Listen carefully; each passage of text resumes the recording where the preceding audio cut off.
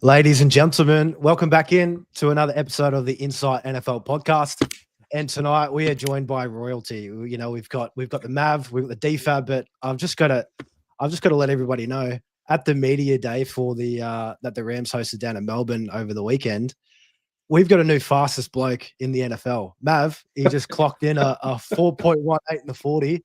He's just absolutely blitzing. Mav, how are you feeling, mate, after that pitching day? I was sore for a couple of days. The hammies were actually quite tight. It's unbelievable. That's what happens when you get a bit older. But look, to be honest with you, mate, I didn't find a career in sort of a 40-yard dash or being maybe an athlete. But I feel as though maybe being a kicker might be my style. I mean, everyone sort of it was all over the shop when I stepped up to the plate, straight through the guts. Straight down the middle, mate. Couldn't have been any more centre perfect if I tried. So there were scouts in the up in the rafters watching. So hopefully they've got my number, and I am available. Hey, the Ravens are looking for a new kicker, and you know, a bit of Justin Tucker similarities. We could roll straight in there. DFAB, how are you feeling, mate? Good, mate. Can confirm. I was there. I was able to witness Mav's very strong right boot. It was left. Look, that's how much I cared about watching you kick, mate. It was, but no, it was. There's a couple of our other esteemed Insight colleagues that'll remain nameless for the purposes of not shaming them in a public forum.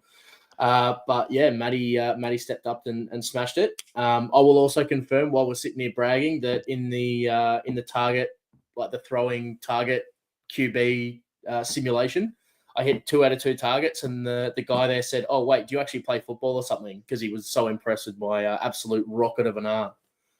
So, jokes aside, it was actually a good day.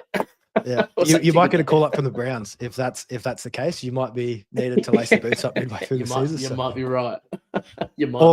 Sounds like a great day, and it's good to see more, I guess, NFL stuff coming to Australia. Of course, we've got their games coming next September in 2026, which is just the hype is well and truly building here in Oz. It's a great time always to be an NFL fan, and yeah, we just can't wait. You know, training camp starts up mid-July. I believe Buffalo Bills are from the 15th onwards, and then teams within a week, they kind of start ramping up, and 71 days until season starts just cannot get here fast enough. So say it again, Mo. 71 days. Ooh. Oh, you know, if we just keep saying it, hopefully it goes quicker. But we are exactly very, very keen for season start. But in terms of news this time of year, there's not too much going on. We've got a little bit of news, I guess, is kind of on the media side of things. Aaron Rodgers was on the Pat McAfee show recently. It's his first interview as a Steeler on there, and he pretty much confirmed that this is going to be his last year in the NFL.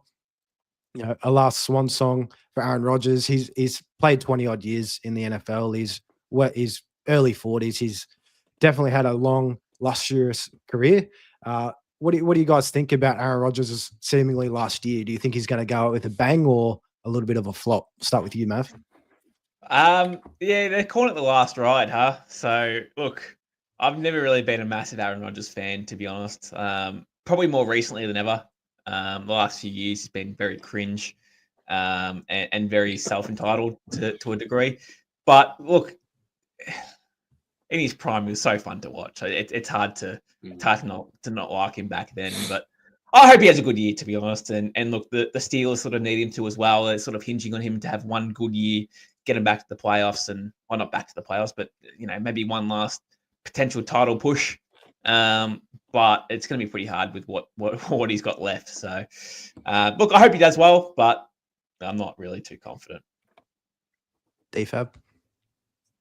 I'd love to see like a real swan song year from one of the greatest QBs of all time. Do I think he's going to have the opportunity to have a good year? Yes. Do I think he's still got it in the tank? Probably not.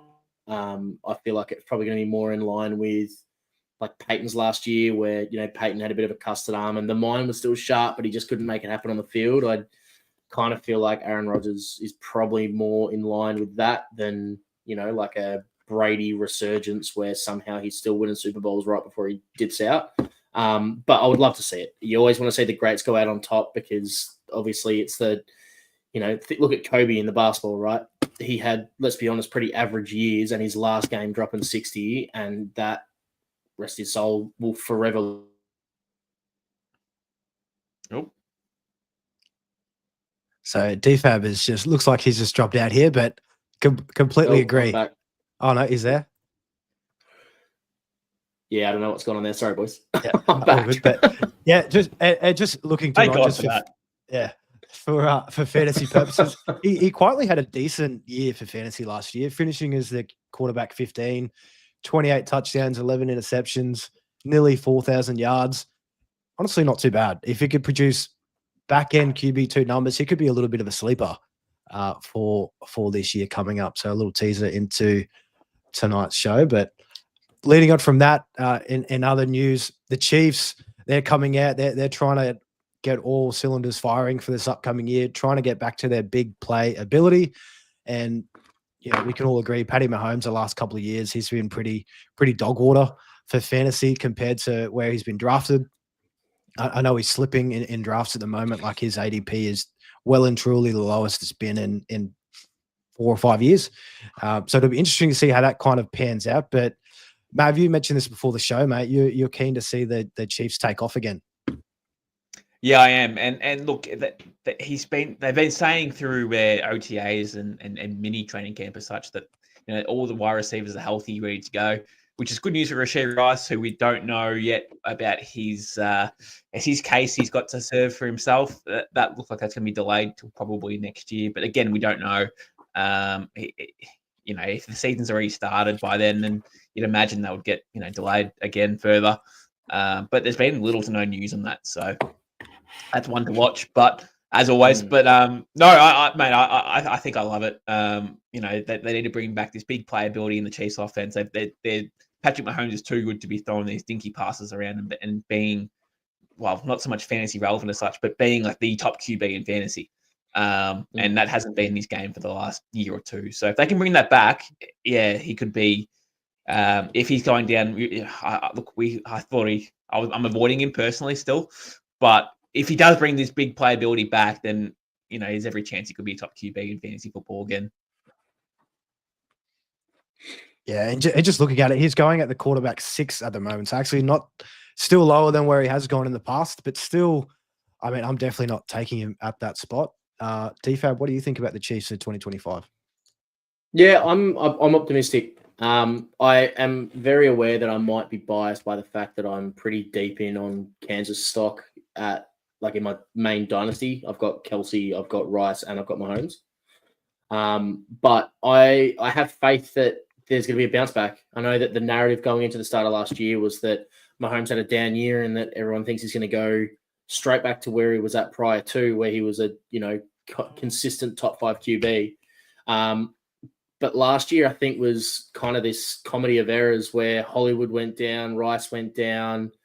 Like, I think Pacheco was hurt at times. Kelsey came back. We've now found out he's come back fat and was like 25 pounds heavier than what he was. Like, a lot was going against Kansas. And it makes sense when you've been as successful as they had been and having so many long years that they're bound to have a bit of a fall off to a point. But I have faith that I think the play calling is going to change. They're going to be super pass heavy, much more about trying to, share the rock around as opposed to just funnel feeding Travis Kelce. I think they're going to be a lot more fun to watch this year overall. They're going to put up some big scores, and I think Mahomes is going to be the reason they do it. I like them for fantasy a lot this year. Yeah, and you look at their offensive system at the moment, their running game, really nothing special at all. They've got Pacheco. Yeah, exactly. A year removed off his, I think he broke his leg coming off of that, and he just definitely wasn't the same person. Kareem Hunt, nearly a 30-year-old kind of just trotter, and then Brashad Smith, who is going to be a great pass-catching weapon at the backfield. So it's all lining that it's going to be on the shoulders of Patty Mahomes. Mm-hmm. Hopefully we can see him throw more than 30-odd touchdowns coming up and get that offense firing again. Absolutely. And the last thing that we really have here is Jordan Addison. He's got a court date coming up. I believe it was a DUI that happened some stage last year. That's coming up, but within the next couple of weeks, I believe. But all kind of news is trending towards that it's going to be a 3-week suspension, just going off past history of these occurrences. So, I mean, I actually like Addison for this year coming up. might be able to get him a little bit of a discount if you've got IR spots. Actually, I'm not. We'll have to check with your league settings if suspensions you can put them on IR spots. That's probably one thing to watch out for. But I mean, he's had back-to-back seasons of 9 and 10 touchdowns. He definitely has that big playability, and if you're getting him later on at a discount, he might be a little bit of a value. But Mav, what do you think about Addison and kind of how he's going to fit in that offense if he comes back 3 weeks late? Yeah, it's gonna be interesting. You're gonna obviously have to hold him on your roster for 3 weeks, right? So if you haven't got an IR spot where you can stash him in the suspension players, which you shouldn't be allowed. It should be for injured players only.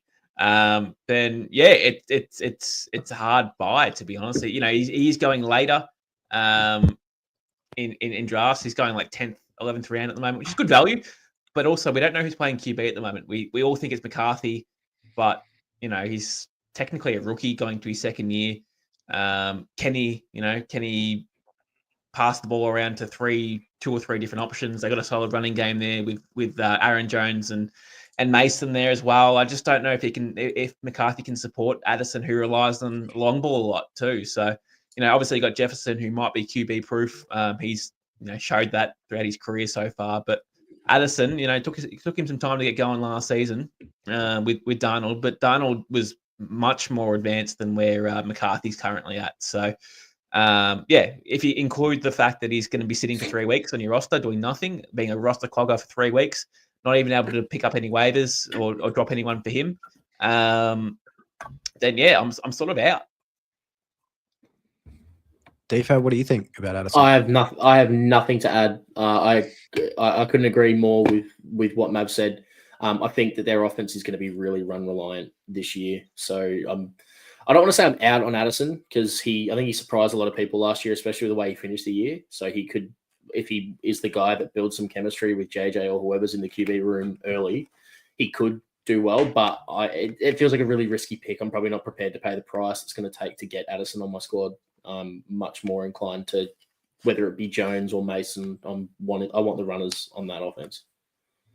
Yeah, it could be a little bit of a dip for Hawkinson, if you're kind of weighing up two in redraft leagues.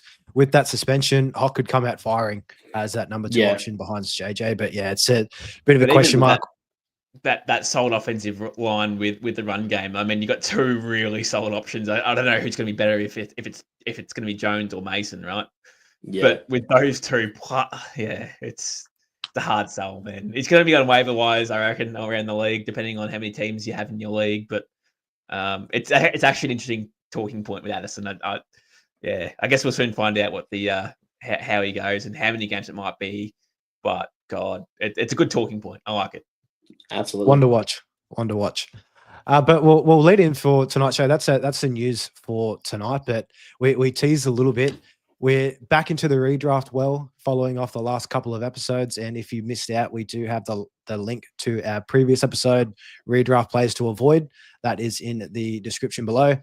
Sleepers, we are just diving deep tonight. We've got our shovels out. We've got our hard hats on, safety first. And, we're just going into the trenches. These sleepers, they are based on current sleeper ADP for PPR leagues. For redraft as well. So Superflex, and these guys, they're all based from round 12 onwards. So definitely you got to have an opportunity to take these guys in your drafts coming up. And I think we all believe that these guys that we have tonight, they're just only going to rise in ADP, and you're getting them a little bit of a discount. When it comes to sleepers as well, if you hit on these guys from round 12 onwards, they're deep bench players at that point. If you hit on a couple of them, you've just completely flipped the dynamic of your team. And Mav he just loves the thought of hitting on a sleeper, don't you, Mav? Yeah, I love sleepers, man. It's always a good thing. I feel as though if you as you said, if you get 1 or 2 of them, especially late in drafts, it transitions your team so much. And albeit you probably need to draft well at the start of the draft to make it worthwhile and not be your sleeper being your best player on your roster. But it's such an advantage if you draft well in the first 4 or 5 rounds, and usually most people will. There's some pretty good players in those categories, but team build is also very important. But yeah, if you grab a sleeper on top of that and you plug him into your starting lineup, oh God, it's almost the definition of stacked, isn't it?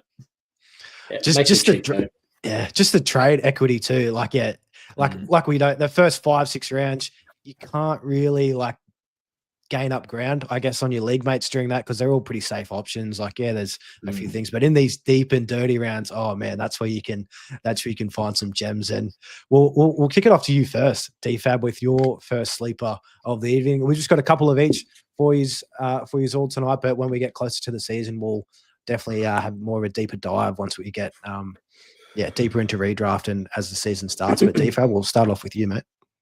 Yeah, 100%. And on that, I like that we're sticking with just 2 each, because I think that it's guys that we all believe in. Like, it's not just we're trying to find people to fit some content. Like, I know that leads with my 2. Like, I wholeheartedly believe them, and I'm going to be reaching for these guys in my draft. So hopefully the guys that are in my leagues aren't watching at the moment. I believe big time. Yeah, leave me alone, man. I really believe in these guys. And my first one is Trey Benson. He was lucky enough to grace our cover photo for tonight's stream. Trey Benson, for those that are uneducated on his background, so he's 22 at the moment, second-year rookie, 6 foot, 216 pounds. Current ADP is the last pick of the 12th round. So he's very, very cheap in drafts. First and foremost, Arizona. So James Conner has been the guy there for 3 or 4 years now. He's 30 years old. He has, over his period of time at Arizona, sorry, I've just got my notes here. He's averaged 200 carries a year at 4.4 yards a carry and 9 touchdowns. So having that first string running back role at Arizona is a very, very valuable spot for fantasy. The one thing that's gone against James Conner while he's been there, though, is that he can't stay in the park. He's only really averaged like 13, 14 games a year. He always misses out, and Mav knows this better than anyone. I was super, super high on Trey Benson last year because it was that narrative of James Conner can't stay healthy. He's getting close to 30. He's going to fall off. Is this the year? I think I was a year too early on it. Trey Benson was, in a lot of circles, considered the number 1 running back coming out of last year's class. He's got 4.39 speed. He's an absolute breakaway demon. In college, just to give you guys an idea, in college, he forced off only 156 touches. He forced 79 missed tackles. He is so fast. He's so strong. He's built the same as James Conner as well. He's probably a little bit lighter, but a little bit more explosive. I think he's going to, when he gets that top spot, it might not be immediately. This is a really, really big dynasty play, but even in redraft leagues, I don't think it'd be outside of a month where he starts to, at the very least, timeshare. And by the end of the year, it's going to be, at the very least, a 60-40 split, but probably more than that for Trey Benson, because he's going to absolutely skyrocket, and he's the kind of guy that has top 5 upside if he hits. Yeah, and this deep in the draft, those guys in these rounds, you want guys with just pure upside. Even if he doesn't do too much for the first 5 or 6 weeks, he's sitting on your bench. He's just waiting. He's just ready to strike. And as soon as anything happens to James Conner, and I think I'm with you, DFAB. I think you were just a year too early. You know, Conner, he was showing us that injury history, and he pulls out. He pretty much played all the season. I think he missed like half of the last game or the last game of the year, which was just So fortunate for James Conner, but unfortunate for everybody that was on the Trey Benson bus to begin with. Mav, what are your thoughts on Trey Benson and this Cardinals offense? Yeah, it's a hard one to say, right? I mean, I do like backup running backs. Well, he's probably is a backup at this point, because again, yes, he's the handcuff to James Conner, but if he, and I've said this many times before in this podcast, but I much prefer having a handcuff running back with massive upside versus a third string wide receiver. I'm comparing that to like a Jaden Higgins possibly. Well, he's probably number 2, but you know what I mean? Like there's options around him. We know that Trey Benson eventually, if James Conner goes down, you know there's going to be immediate production out of Trey Benson. And I'm talking, he's probably going to get 80% of the snaps, 90% of the snaps, and skyrocket, right? And as DFAB said, if that's the case, he may have top 5 potential. You know, James Conner is not the healthiest bloke in the world either. So I feel as though he's getting older in age. He's 30 years old now. He's got his contract, but God, that he's going to get hurt at some point. He's done it so many times before. He was lucky last year, somehow avoided it, but it's going to happen. And they drafted Benson pretty high last year. They're pretty high on him. So when I compare backup running backs to other wide receivers, I'm all in on the handcuff, Yeah. man, all in. Because you just know they're going to have a chance. Yeah, and just on that with Trey Benson very quickly, I think he was an early third round pick. So they're not going to spend a day 2 pick on a running back class when they know that there's a big one coming this year with Genty, and they knew that this year was going to be a good running back class. They're not spending that, and they're not drafting anyone big to come through. Like I back Benson a lot. I think they know that he's their next guy, and they've just gone slow with him. Yeah, I think that's a great point. It's definitely, kind of look at what they didn't do in the draft. It just shows that they trust these guys. They didn't really add anything on offense, to be completely honest. So they definitely they trust their core group, and it's definitely going to be an ascending offense. Marv in year 2, Kyler, that connection as well. Hopefully that gets a bit more, fluid. And with Kyler as well, running out of the backfield, it's just going to open things up for Trey Benson even more. So definitely in a good spot to take off if he gets that opportunity. But we'll go to you, Mav, for your first sleeper of the evening. Mate, my first sleeper of the evening is J.K. Dobbins, who just signed a contract at the Denver Broncos. And as soon as that news hit, majority of the RJ Harvey owners in Dynasty Leagues' hearts sunk just a little bit. Maybe the bias came out with them saying, "Oh no, it's gonna be RJ Harvey," but we know how Sean Payton works. He loves running multiple running backs, and Dobbins is coming in as an experienced back who had a really good year last year. Had a really, really good year last year. Yes, he's injury prone. Yes, I get all that. But he ran the ball at 4.65 yards per carry last year. Enormous efficiency. He had, I think it was 10 touchdowns on the year, 9 or 10 touchdowns on the year last year. There's every chance you can back that up in a really solid offense with a really solid offensive line. I've just seen news for RJ Harvey that they're impressed with him in the passing game. That screams to me that he could be like a third down back or a change of pace running back to Dobbins getting, first down carries plus goal line. Currently, J.K. Dobbins is going as the 14.9. So that is just ridiculous. I expect that to change immensely probably in a month's time. That'll probably go down to maybe rounds 9 to 10, maybe 11, something around there. But 14.9 is extraordinary value for a guy who could be the starting running back at the Denver Broncos with a really good offensive line. That's ridiculous. Yeah, this one, I love this one, Mav. I was very high on RJ Harvey. I was on the side there with DFAB, but this isn't a no, a no value kind of addition. We saw what he did last year in 13 games. He had 900 yards and 9 touchdowns on the ground. He added 30 receptions. You definitely can't think that he's going to get that in this offense with Harvey there, but arguably going to a better offense with a better offensive line. Broncos had the number 1 run blocking line in 2024. I think he's got 10 touchdown upside. I think he can produce even without that receiving work. But we'll go to DFAB, who is just our resident RJ Harvey stan. Yeah. How do you feel about this one? I can see the logic in it, and I think it's a good call. It's not a pretty call, but it's definitely someone that you want to spend your last 1, 2, 3 picks in the draft on having. They brought J.K. Dobbins in for a reason, right? So whether it be that they don't have enough faith that RJ Harvey's going to get up to scratch with Peyton's playbook, or whether they value his pass blocking, or they want that home run ability. Because I was just looking up him on Sleeper.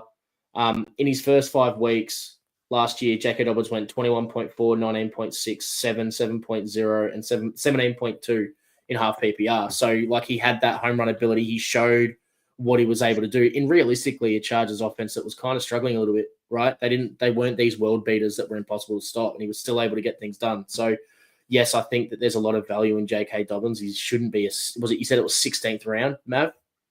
14.9. 14th round, back end 14th, early 15th, that's a ridiculously cheap price to be picking up a guy that I think he's probably going to get the first snap on day 1 of game 1. You know what I mean? They're probably going to go with the vet and take the pressure off RJ Harvey. He's going to the house. Yeah. Hey, for your sake, I hope it does. I think he's the kind of guy where if you draft him, you pray that he does get the lion's share and goes big in those first 2, 3, 4 weeks, and you trade him away. I don't think he's going to be a long-term play, but I think there's some value, especially early on in the season. So at that price, there's some massive value to have with J.K. Dobbins. Yeah, I think they can both be gunners, honestly, Dobbins and Harvey in this offense. We've seen it in the past with Sean Payton offenses. I don't really want to compare them to Mark Ingram and Alvin Kamara. They're not at that level. We haven't seen RJ Harvey take a snap, but that potential in that offense is definitely there. They can both thrive. And if you're getting JK in the 14th round, the proof is in the pudding. You don't want, like Matt said, you don't want 4th or 5th string wide receivers. You want running backs that could maybe make a difference. And at this cost, you're crazy not to. Yeah, absolutely crazy not to. But sticking with the running back train, my first sleeper of the evening is Jordan Mason. So we touched on the Vikings offense earlier. With the question marks around JJ McCarthy, they definitely could lean on the run a little bit more. He is behind Aaron Jones, who did sign that 2-year extension. That's not nothing, but I think similar to the Broncos, I think 2 running backs can thrive in this offense. And Jordan Mason, he's going as the 136th player in the middle of the 12th round, so RB 38 currently. I expect that to just absolutely boom. I feel like he's just been a no-brainer out there in the fantasy community. Everybody loves Jordan Mason, including his new head coach, Kevin O'Connell, who's come out and said that Mason's going to get the goal line touches, which is absolutely huge. Even though that Vikings offense last year didn't really do too much on the ground in terms of rushing touchdowns, there definitely is going to be that upside there. And with JJ McCarthy, rookie quarterback, they might just trust the running backs to run it in a little bit more when they get in that spot. Looking at Mason last year, when he had the opportunity in that Shanahan offense, what an absolute gunner. He ranked 6th in yards per attempt with 5.2 yards per carry. He did get injured towards the back end of last year, so that's probably something to monitor. But he wasn't getting a lot of the work when CMC was down. So, I mean, going from a Shanahan to a Kevin O'Connell offense, I don't really think there's much difference between that. I think, they're both elite environments there. And in the 12th round, Jordan Mason, I could see him potentially taking over this backfield at some point. If not, it'll be a 50-50 split. They're trying to just preserve Aaron Jones a little bit. But Jordan Mason, late round running backs, absolutely jump on board when you get to that. But what do you guys think about Mason here? I know you, DFAB, I beat you to the show sheet and got in there with this one and stole it from you. So we'll go to your thoughts first. I love it. They, I think it kind of in a similar vein to the Trey Benson over James Conner argument. They're kind of set up in similar directions. I think Jordan Mason's the young new hotness in town. He was traded for back in March. So the Vikings made a point that they wanted Jordan Mason. They could have waited to the draft. They could have gone for someone else, but they made a point to go for Jordan Mason. So they clearly see something there.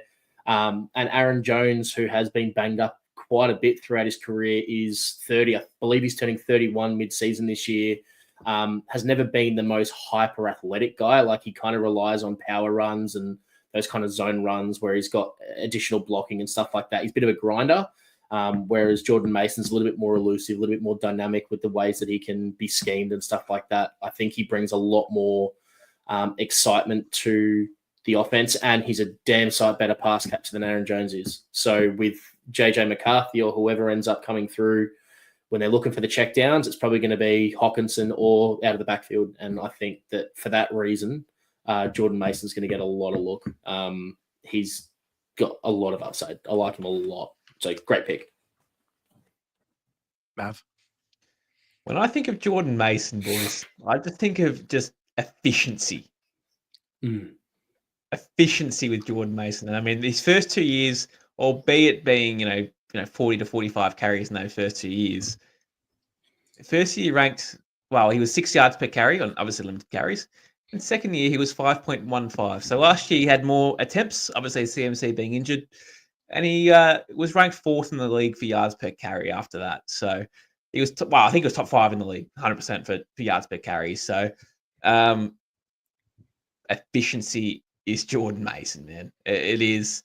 Look, do we know what this offense is going to look like? Is it going to be Aaron Jones? Is it going to be Mason? We're not sure.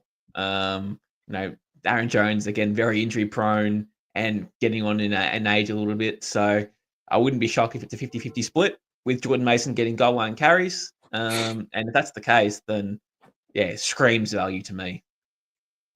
Yeah, it's a very good offensive system, and that's the guys that we want to target, especially with the running backs. If they're behind a great offensive line, a great offense in general, just the opportunities for goal line touches and big play capabilities, it's definitely going to be there, and it's going to open up. So, Mav, your second sleeper, mate. We'll jump over that. Mate, Cedric Tillman is my second sleeper of the night. He is currently going in round 15, and that's the mid 15th round for a guy who, again, look, is a bit of an unknown to a degree, but what he showed last year in those 3, 4, 5 game stretches was just potential. I wouldn't say elite, but very, very, very good player. He had a stretch last year where he was scoring.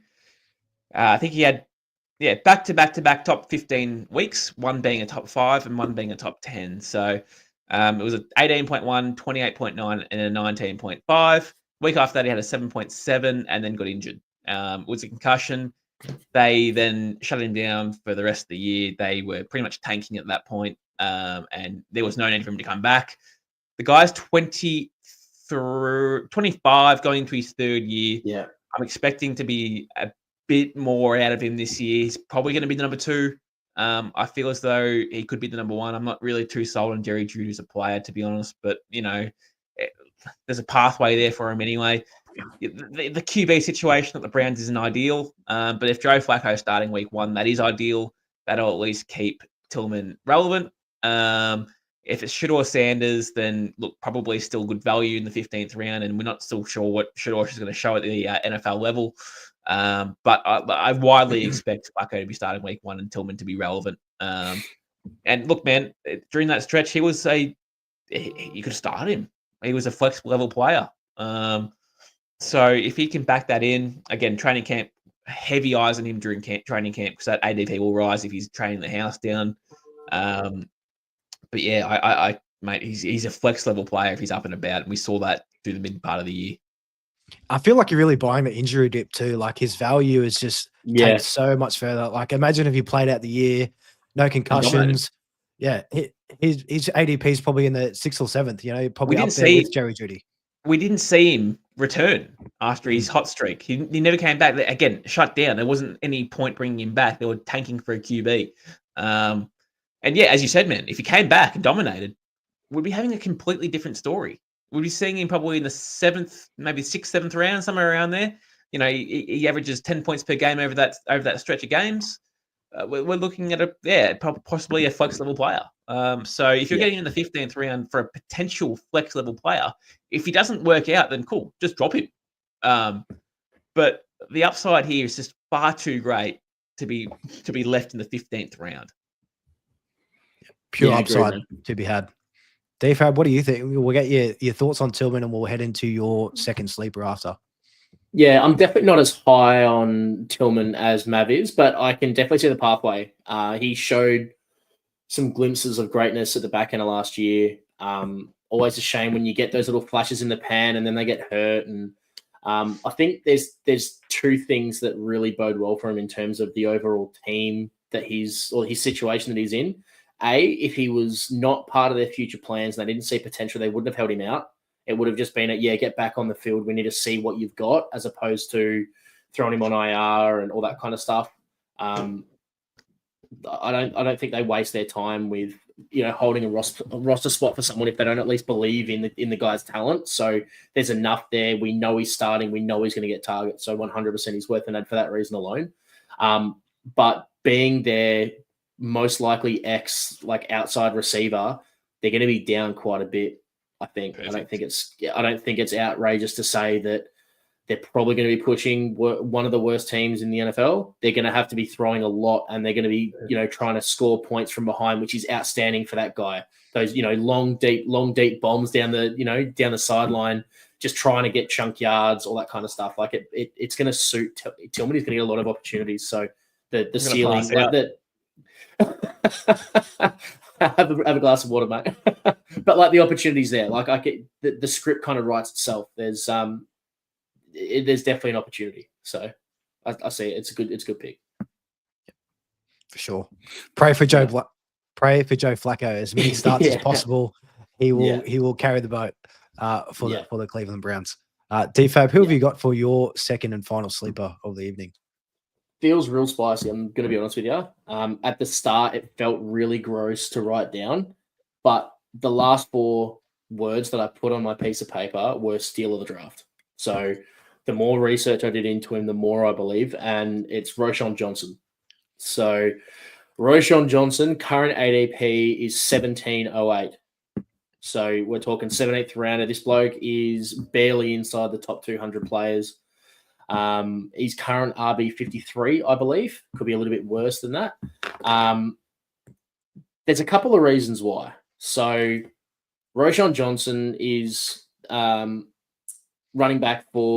a backup running back for Chicago. And everyone's buzzing about Ben Johnson, the Wunderkind from Detroit. And we've got a lot of data on Ben Johnson. All I'm going to say is that he had over his last 3 seasons, right? He's had DeAndre Swift for one of those years when in 2022, I believe it was. He also had Jamal Williams in that year.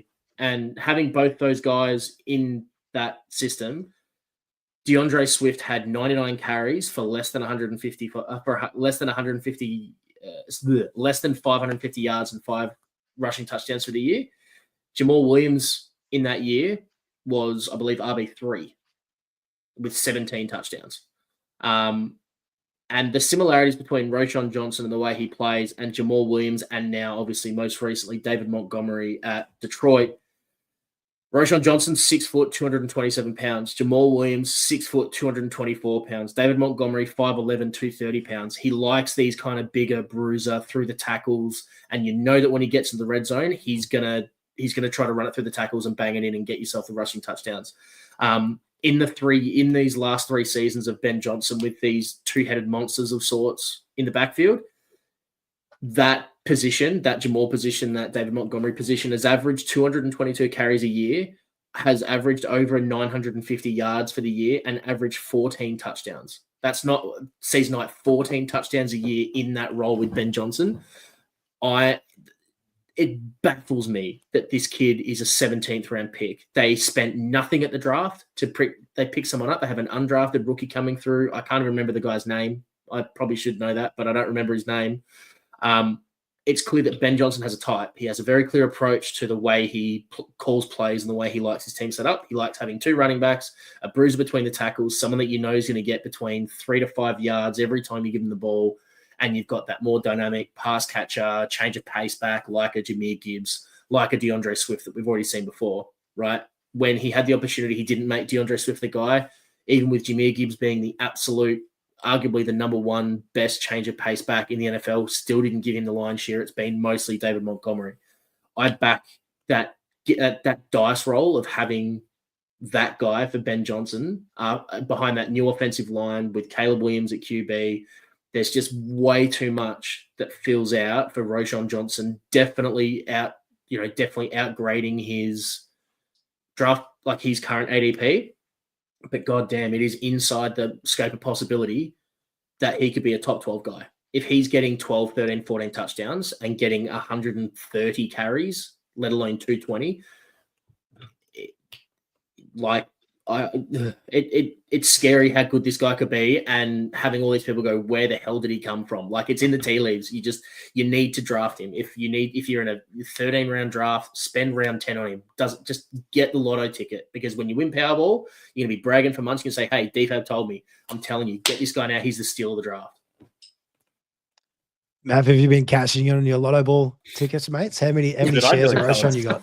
I nearly fell asleep then, man, to be honest. Oh, stop you. It's going to be hard to make a short out of that bloody spiel, that's for sure. I actually thought it was quite clever what DFAB said. He actually solved that really well. At first, I was thinking, fucking Roschon Johnson, we're having a laugh. And then he actually made a really good point with Ben Johnson coming across being, having a 2 running back committee as such, I suppose, let's say. But but both really producing in fantasy football as well. It's always been his mantra. I actually really like the play. He went deep, brought back Jamal Williams from the dead. That was clever. I really like that. Good point. Really good point. Honestly, it really was. So I can see a word where he's correct, and this is, Roshan Johnson's actually, he's an option for fantasy football. Keep in mind, throughout the whole of the offseason, DeAndre Swift has been in a lot of trade talk too. So, he doesn't really block for QBs. He's not really a blocking running back either. So they hate that. Every coach hates that, but that's his biggest hate on DeAndre Swift. So if that's the case, and that keeps DeAndre Swift off the field more, that means Roshan Johnson comes on the field. And as I said, if there's goal line opportunities, and he showed last year there was plenty of upside on the goal line there for Roshan Johnson. I've got him in one of my dynasty leagues. So again, that just makes the rich richer. I'll be happy to see that. But no, I actually, DFAB sold me. He sold me. I'm glad. And just very, very quickly on that, I can understand that the first thing that people are going to say is, no. Roshan Johnson's done nothing. Like, he's coming out of it'd be like, where is someone that's going to go from undrafted to top 12? Jamal Williams in 2021 was RB 43. The year before that, RB 38. The year before that, RB 34. The year before that, RB 43. He was nothing to no one. And then came. Oh, just lost him. Mate, too much Roshan Johnson chat. Got him too excited. He's got him too excited, mate. Anyway. I think you're back now, DFAB. Maybe. No. He's kicking my ass. But yeah, I love this one too. This is definitely a triple banger for old time's sakes. I think it's one of the conversations that is definitely slept on when it comes to NFL fantasy this year. That running back room for the Chicago Bears. As soon as Ben Johnson's came in, it's all the hype about Caleb Williams is going to be great. The receivers are going to be great. What about the RBs? DeAndre Swift is there. Personally, for me, I'm definitely not a fan of DeAndre Swift. I think he could just be in the doghouse. Don't really like what he can kind of offer. And if you're getting Roshan Johnson at that big of a discount, like at the moment, DeAndre Swift is going in the 8th round. You're getting a nearly 10-round discount for the guy that could be the number one in that backfield. And how do you make Caleb Williams better? You give him a run game. You get those guys as many carries as you can. You focus on opening up those lanes to make things a bit easier for him. And Roshan could be the number one beneficiary out of that. So yeah, absolutely love the take. Top 12 RB, that is very spicy. We'll see how that plays out. But hey, the upside this late in drafts, that's what you have to do. Upside. That says a lot though about the running game at Chicago. If DeAndre Swift's in the 8th round at the moment, if he's the starting running back in the 8th round, then God, Roshan Johnson the 17th as well. Like it's wide open. That's what it screams out to me like that. I think DFAB's frozen, to be honest. He looks like either giving me his death stares about mentioning DeAndre Swift's name, or he's just not there. But it's an interesting play, man. Interesting play. So one to watch throughout the whole off season of Roshan Johnson. I'll be watching the Bears training camp very closely on Roshan Johnson now. For sure. And if you've got dynasty shares, Mav, I'm the same as you, mate. I've got a couple of Johnson shares that I haven't gotten rid of. I just want to hold on. I drafted him in his rookie year. I'm just waiting, and it could be time to cash in. So, for the last sleeper of the evening, I've got a wide receiver for the Buffalo Bills, and I've talked about this guy previously, and I just can't get away from him. I'm just enamored. Maybe a little bit of Bills bias, maybe because he's linked to the best quarterback in the game currently, MVP Josh Allen. But I just absolutely love just the opportunity for Keon Coleman. And with last year, it wasn't a great rookie year. He still eclipsed that 500 receiving yard mark that we like to see out of rookies. Stats show anything under that 500 yard mark as a rookie, you've got like a 2% chance of being something. So that's a tick. And when he was on the fields, he was 3rd in yards per reception with 19.2 and 7th in yards after catch with 7.7 yards. So just the big play ability is just so there. I know the Bills wide receiving room, it's a little bit questionable at times. They did pay Khalil Shakir, but I think he hit a ceiling last year. I don't think he'll be able to take any steps further than that, just based off of his athleticism and his skill set. And I just think it's wide open for the number one. They brought in Josh Palmer, don't care. They drafted a wide receiver in I think it was the 7th round, don't care. I just think Keon Coleman, given his limited opportunities last year, and he was dealing with the injuries, came out there, he had a chip in his wrist. I know for me, I can't catch anything anyways, but if I have a chip in my wrist, I'm definitely not catching anything. So yeah, I think if he comes out healthy, an extra year acclimated into the NFL and getting that connection with Josh Allen, and those for wide receivers, that year 2 sophomore bump, it's a real thing. That's where these guys can take a real big step up. So garnering health is there. And just going back to it, 556 yards on 29 receptions. If he gets 50 receptions, that yards per reception is not going to be too sustainable. That comes down a little bit, but he gets an extra 20, 25 receptions. He very well and truly could be in that top 30 wide receiver. And you're getting him at the wide receiver 54 spot in the back end of the 12th round. So for me, upside through the roof, linked to a great offense. And I think that wide receiving room is just wide open. But DFAB, what do you think about Keon Coleman? Yeah, I like it a lot. I had him coming into I had like a lot of stock of him in redraft last year. He's a real prototypical ex-receiver, and the Bills are screaming out for a guy to fill the Diggs shoes that were left behind when he bailed. So I know everyone loves Keon for his personality and all the real country hick little meme videos and stuff, but he's a very, very accomplished receiver from college. He's very, very solid, has great hands, like enormous catch radius. So in theory, it should be a really good fit. And I think if the argument is it took him a little while to get up to speed in the NFL, and after another preseason with Josh Allen and another year of watching film and another year in the weight room, this is the season that he has his step up 100%. I like it a lot. I like Keon Coleman a lot. And because of how the wide receivers performed last year at the Bills, he's definitely been slept on. So great pick. Mav, Keon Coleman fan or not quite? I don't know, man. I don't know. Not sure on Keon Some Coleman. real insightful analysis there. Very helpful for the Depends what they do. The Bills. Curtis Samuel's there. They've obviously got Shakir, who's been paid to be their number one wide receiver. Josh Palmer's in the house. Maybe he's a field stretcher, deep ball threat sort of player. So where does Keon Coleman sort of fit into the offense is sort of where I'm sort of at. Joe Brady, very good mastermind, offensive coordinator. But, does he use him as a more fantasy-friendly option? Does he use him as a deep ball threat? His route running is probably not up to par if he's going to be more of not so much a slot, but more so as the short to intermediate route play. I don't think his route running is that good. So that might sort of expand him out to the long ball threat. They're playing the next position. Sort of what Gabe Davis used to be, I suppose, for the Bills. So if that's the case, yeah.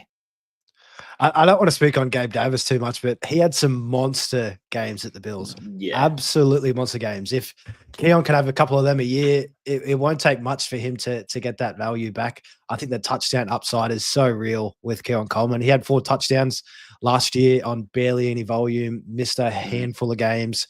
And with the touchdowns too for the Bills last year, they were so efficient with rushing touchdowns, like James Cook breaking the record there. I think they're due for a little bit of rushing regression that could lead to more passing touchdowns. And Coleman could be the one that reaps the rewards. What about rushing touchdowns to your boy Josh Allen? Oh, well, he's going to get his always. That's guaranteed. Okay. But that Bills offense, they're averaging 30.6 points last year, the second in Ray points Davis? per game. I don't mind Ray Davis either. Don't mind it, but hey, in the 12th round, 2 spots later than what Khalil Shakir is going, I think the upside is just higher. And yeah, like I mentioned earlier, I think Shakir, he kind of hit his ceiling. I can't really see him doing any better than what he did last year. And yeah, I think Keon Coleman, he's going to be the guy to step up in that space. Yeah, I don't know what role he's going to play. Again, I've just mentioned a few players there. Curtis Samuel's still there, obviously. They like playing two tight end sets as well with your boy Kincaid and Knox as well. Yep. So like structurally, they're very sound. They're very good, but it doesn't always translate well to fantasy football for wide receivers. And they're just a solid offensive line that passes the ball around and everyone eats. Not everyone eats, but it just, Shakir's the number one. We know that. He's safe, reliable, great hands, great route running. But yeah, it's just the ball gets spread around too much for me to really sort of get invested in, I suppose, any Bills option. Very fair. Yeah. To your credit, I think the receiving, or like the entire receiving room across tight end and wide receiver, they're better in real life than they are for fantasy. You're 100% right. Yep. Which is not a downside. It doesn't mean that they're bad players or anything, but I feel like this is the year where something's gonna give. Josh Allen's too good, and he's shown how good he can be for different pass catches, how elite they can be once they've earned his trust. I'd like to hope that Keon Coleman has that opportunity, because they drafted him to be the next Stephon Diggs. He wasn't just drafted in the hope that he turns out into something. There was a prototypical pick to try to fulfill that role of Stephon Diggs. So I think he's got a chance at doing it.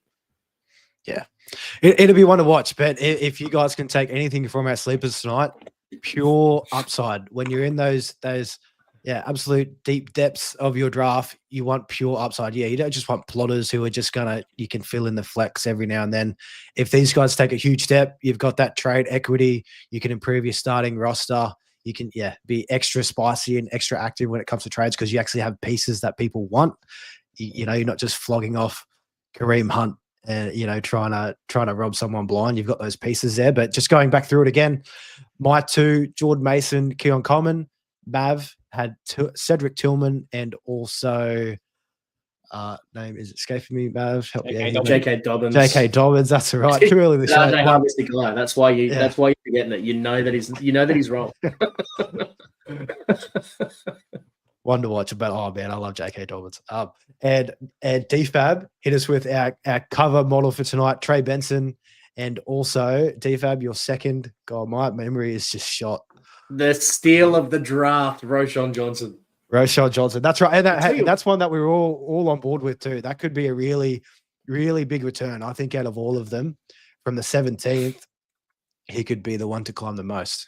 And like if I hit on both Devontae Adams and Roschon Johnson, like, you guys better be in our Patreon, because clearly we're doing something right. But like, they're the guys that you want they're the guys that you want, I think, with sleepers. Like, every name that's been brought up today, they're going under the radar. They're not the normal, kind of sleeper picks you're seeing in all the different TikToks and stuff. Like, they're slightly different. But the key is that when you're at the back end of your draft, like round 10 onwards, really, you want those lotto tickets. Don't just get the next guy in ADP and hope that it hits. Like, get risky with it, because realistically, from the 10th round onwards, if they don't hit in the next month, you're going to drop them, and they're the guys you're spending your fab on in waivers to get someone else in anyway. So find the guys that you like, do some research, find the ones that you believe in. You believe in the situation, you believe in the talent, hold for a month, see what happens.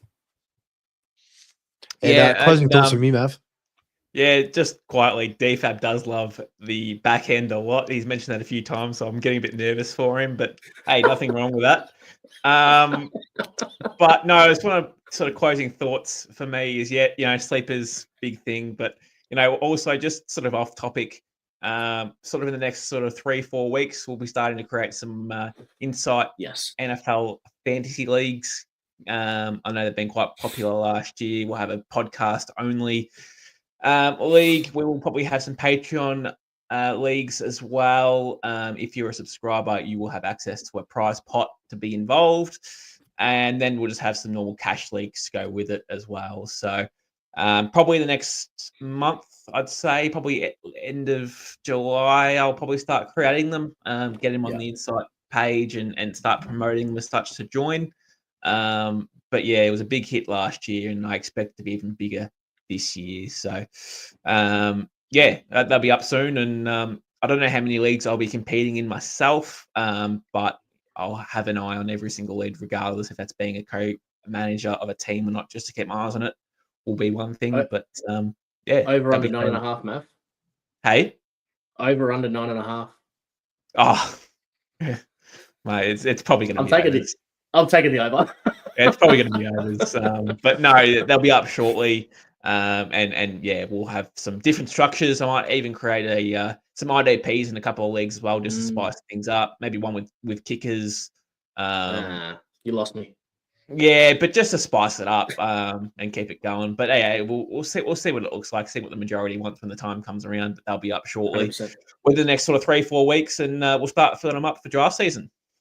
Absolutely. And with the league with kickers, Mav's player profile will be added after his strong media showing, so you'll be able to pick him up. He'll be going early, but I know if I'm in leagues, good luck.